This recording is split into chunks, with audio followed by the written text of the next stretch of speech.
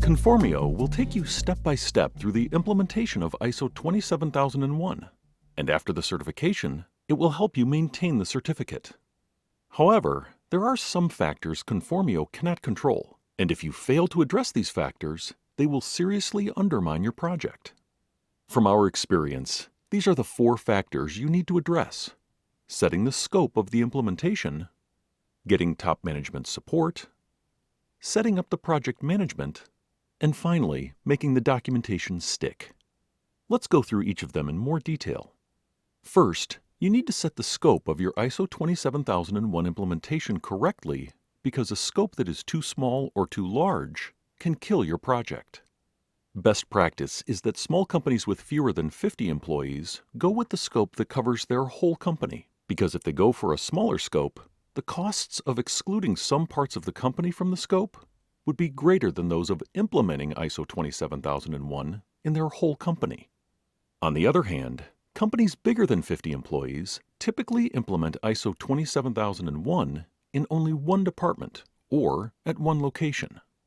Such companies typically select a scope that covers their most sensitive information. For example, a pharmaceutical company might choose their R&D department, while a software as a service company would typically choose their production servers, either hosted on site or in the cloud.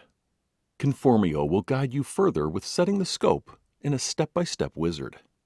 Second, top management needs to give real support for your project, not just provide some general statement. In practice, this means they will need to provide you with enough manpower and money to run the project. In the step-by-step wizard, Conformio will inform you about how much time you and your colleagues will need to invest in the project. Usually this is not too much, but for instance, the project manager who is in charge of this project will need to spend about 10% of his or her time on the project. In other words, about half a day per week. To obtain this kind of support, you need to show some tangible benefits to the top management. You can explain that by getting certified, your company might get some new customers or retain old customers, decrease the costs because the number of incidents will be lower, speed up the compliance project for GDPR or some other privacy regulation, etc. Third, because this kind of implementation is rather complex, you need to set up a project structure.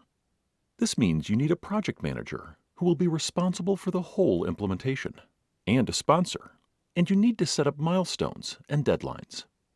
Conformio will help you with setting up milestones and deadlines through the step-by-step wizard, and it will lead the project manager throughout the implementation and teach him or her everything that is needed. Therefore, your project manager does not need to know ISO 27001, nor have experience with security. However, it would be preferable for this person to be knowledgeable about IT. A sponsor is a person from top management to whom you will report your progress. He or she will not actively participate in the project, but you should turn to this person if you need to push things where you do not have enough authority. If you are a mid-size or a large company, you will also need to set up a project team. That is, a team of people who will help the project manager in running the project. It would be best not to only have IT people on this project team, but rather you should have representatives from each of your departments where the standard will be implemented. The last crucial point is to create documents that will be easy to use and that will not block your everyday operations. In other words, to make security documents that will stick. To achieve this, you should avoid writing documents you don't need. Conformio will tell you which documents are required and suggest which documents to avoid, so you shouldn't fall into temptation to write more than that.